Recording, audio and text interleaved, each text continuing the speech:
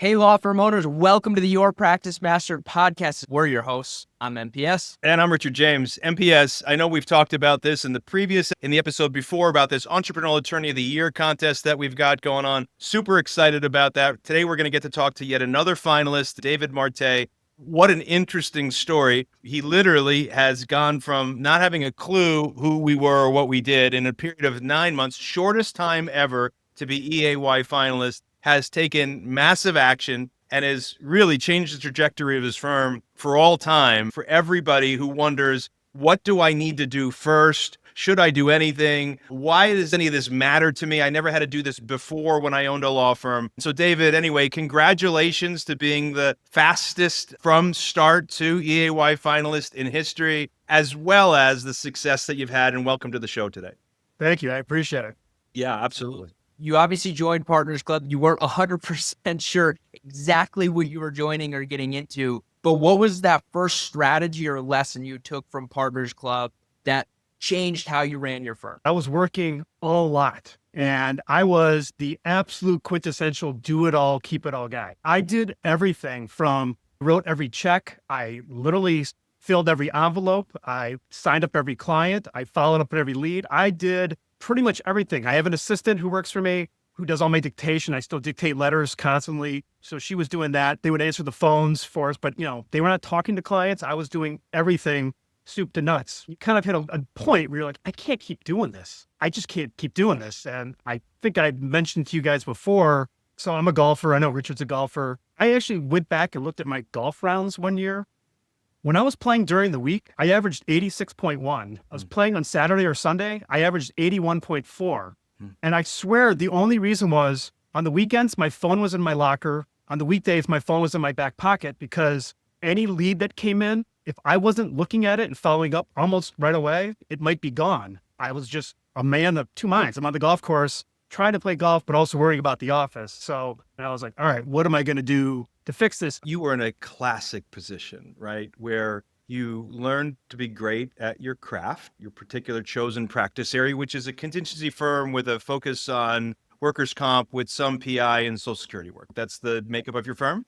I mean, in-house, I handle 98% workers' comp. Yeah. Any PI case, med mal case, nursing home case, whatever's attached. So we really just focus on just workers' compensation here. We used to be just in Chicago. Pandemic hits, things go remote. We're now over the whole state. So That's really changed for us, and actually in a good way.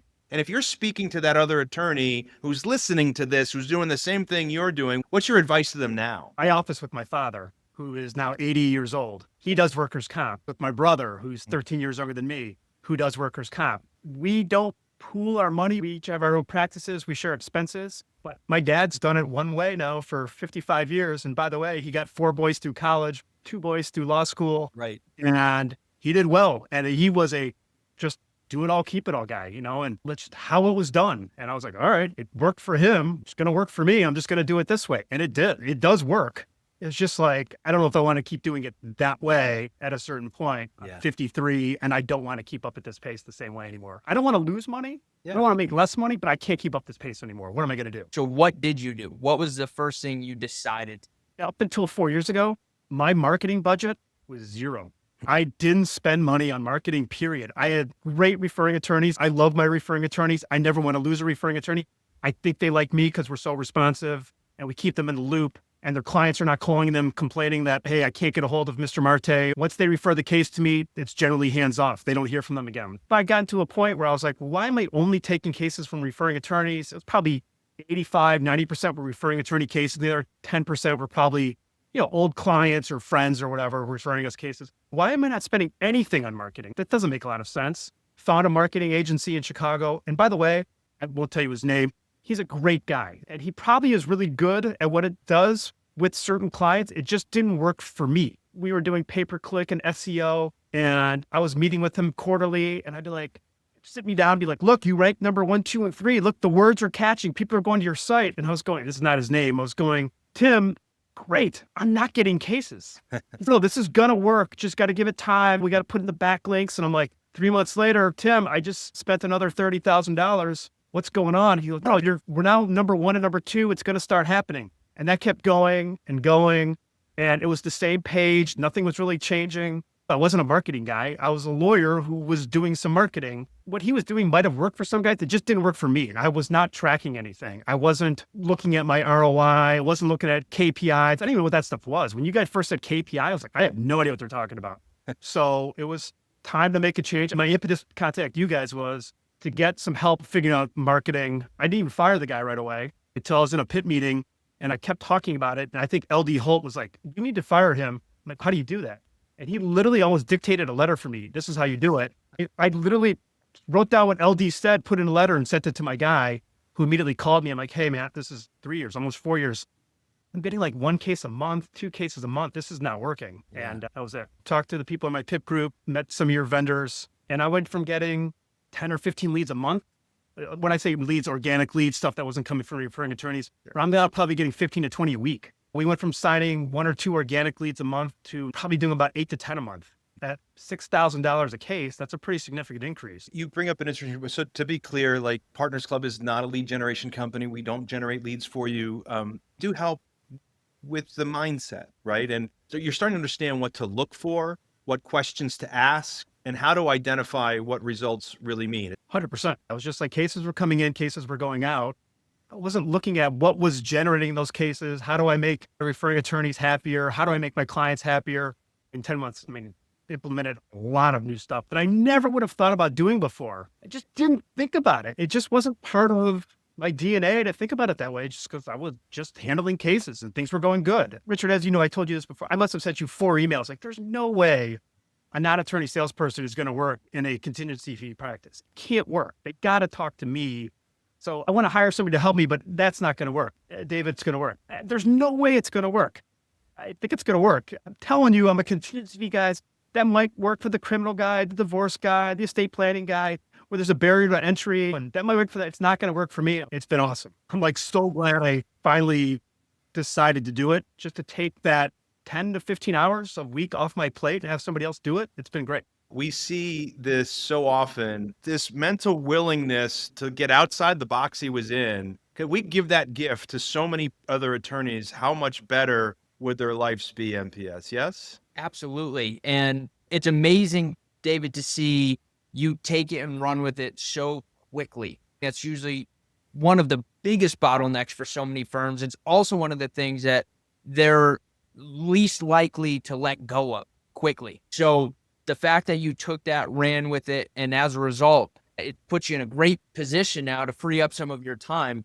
Been super fun to watch. I'm curious, was the non-attorney salesperson last year, was that quote unquote the scariest decision you had to make to grow your firm, or there's something else last year? What pushed you? That was by a mile, letting go of that. Because you guys know, if cases aren't coming in, we're not making money. The guy that I hired, by the way, I've known him for 10 years. He actually owns the CrossFit gym that I belong to. And he doesn't have an MBA or anything like that.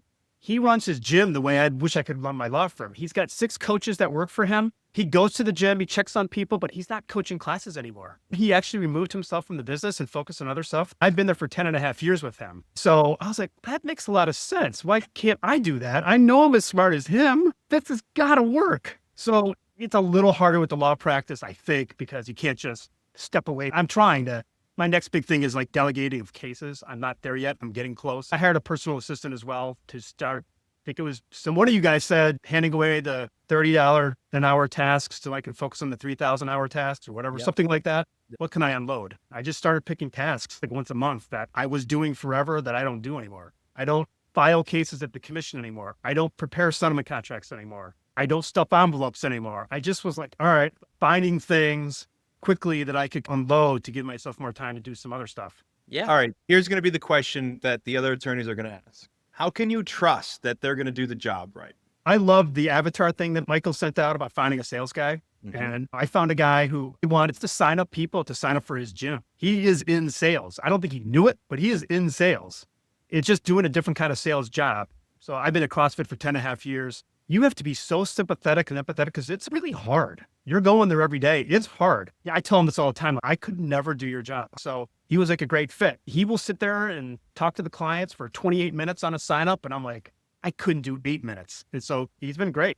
And how about the other roles that you're giving out? Not sales roles, but the other work. Even though it's administrative work, you used to do it and you made sure it got done right. How are you trusting that somebody else is doing? Is this because you added in this flow mechanism where you're meeting and you're checking So on it, or what is it that's allowed you to have the confidence that somebody else is going to do the job? Because I think that's a big concern for other law firm owners as well. When they used to do the job, giving it to somebody else, they don't think they're going to do it as well as they are, in part because attorneys see themselves as perfectionists, highly proficient, highly intelligent, hardworking, and they don't necessarily trust that everybody else is going to do that. You definitely have to be a little patient showing them how to do stuff, saying, hey, look, it's got to be right. And this is why it's got to be right, and explaining to them. And look, Richard, I told you this, until I joined your group, I'd been with my father for 21 years. We had never had an office meeting in 21 years. We just didn't. I never met with my staff. It was just, if I needed something, I'd go out there and say, all right, let's just get this done. And that was it. And so now especially with my non-attorney sales guy, he's all remote. He's up at his gym typically, and that's where he does all his calls from. Nice. So if you go into it, it's literally the dumbbells and the kettlebells are right behind him, and he's calling clients. That's what it's. I'll show up to class and he's like on the phone. I'm like, I hope that phone call's for me. He's giving you a thumbs up. We just got another deal.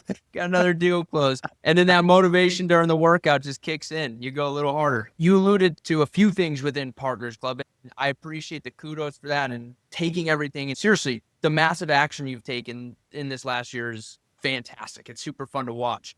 But Partners Club at its core, it's a community of entrepreneurial attorneys. So I'm curious for you, David, what's been the biggest benefit of having the support system of the community? Certainly forces me every morning. I'm in on Thursdays. I'm always here on Thursdays. Certainly the check-in where it's like, all right, I'm going to sit down this morning and go through the numbers. What's going on? Are we still on track? Are we having a better month this month than year over year? I looked at January, for instance. I looked at the numbers in January of 22. I think we filed and my numbers are a little off here, like 19 cases. January of 24, we filed 21 cases. And then January of 25, we filed 34 cases. Wow. So that's nice. Just So saying. 10 more cases is, for our case, I think it's around 6,000. $1,000 a year. And unfortunately, unlike the divorce guys and the criminal guys and the estate plan, that money's not in my pocket today. It's going to be 18 months to 2 years out, but I know it's there. That's been great.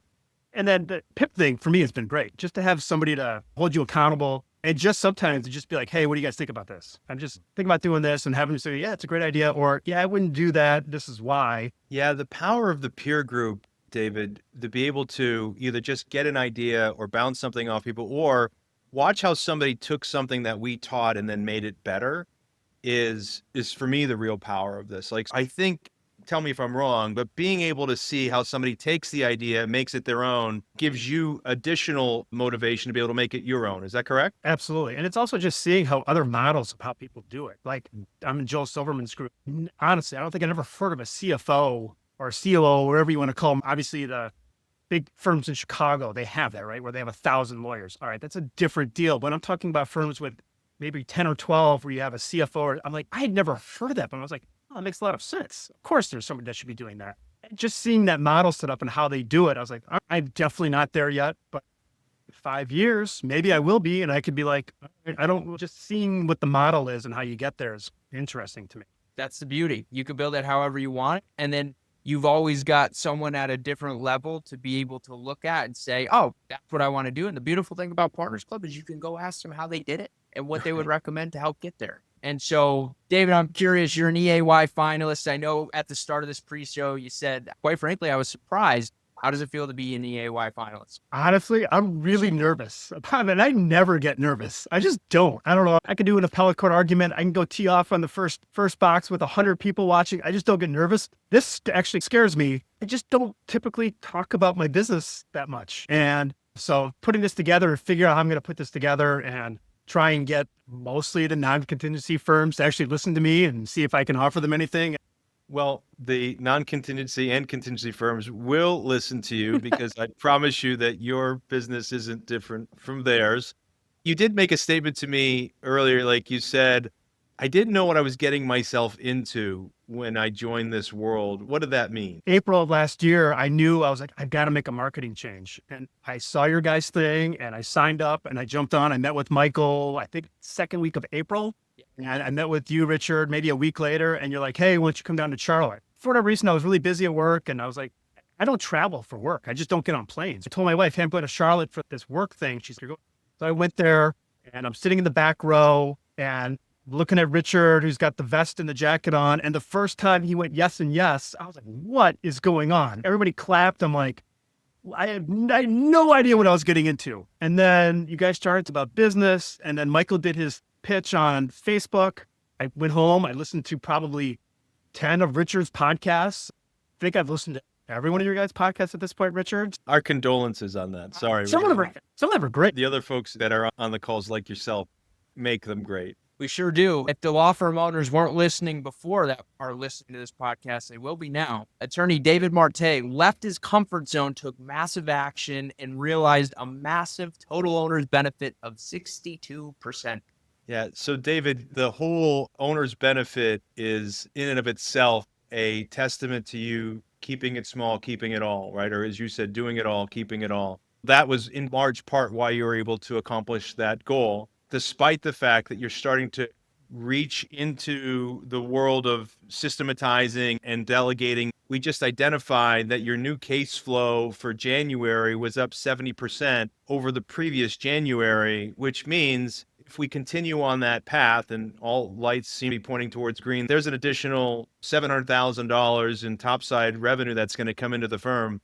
And a whole bunch of that's going to boil down to the bottom line. So it doesn't sound to me like you're going to have to sacrifice owner's benefit as you've been able to build out these systems and start to delegate that. Is that a fair assessment? Yeah, it's just with the new assistant, new non-attorney salesperson, at some point here, I'm going to start hiring at least 1 or 2 associates and just go so I can start getting rid of files off my desk and focus more on the business stuff. Thing is, like, get leads up now so I've got a nice cushion when I can start hiring somebody down the road to start getting out on the golf course more often, hopefully. Yeah, and your practice isn't different, but the way that it works is a little different, as you said, from a cash-based business like a family law firm, right? Where they recoup their cash within 30 to 60 to 6 months, whatever it is. For you, you're not going to see money for roughly 18 months, which means as you grow this amount of cases, you are going to have to likely dip into some of your owner's benefit to support some of the folks that are coming in to help you manage these cases. That'll be short-lived. We're looking at about an 18-month window that you'll have to bite the bullet a little bit and make that investment. But I suspect it's an investment you can see the fact that there's a strong ROI to, right? 100%. It's out there. I just got to get to that point, do the waters here for the next year, and then it'd be like, all right, here we go. And then hire more people and keep going out that way, then slowly remove myself from handling files and cases. I still want to do it. I actually like it, but I just don't want to handle as many as I'm handling now. Yeah, you want to be able to do it in between golf. That'd be nice. David, congratulations on a well-deserved spot for EAY finalists. I'm excited to see you in Charlotte again this year. So looking forward to that. And once again, like I said, congratulations. Thanks, guys. I appreciate it. Looking forward to Charlotte.